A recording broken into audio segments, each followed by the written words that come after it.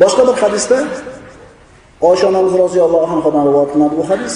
Anil g'ulami shatan mukafiyatan va anil jariyati shatan. Yani Imom Ahmad. O'g'il bolaga ikkita, qiz bolaga bitta so'yiladi.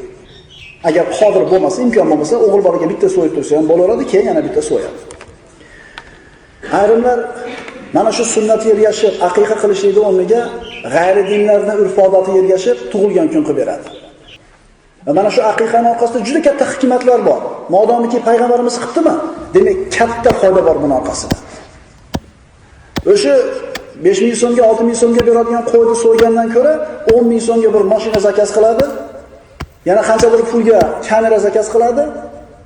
Xo'ja ko'rsinga sarflaydi-da, aqiqaga kelganda baxillarga tutib qoladi. Vaholanki nariga isrof edi, mana bu sunnat edi.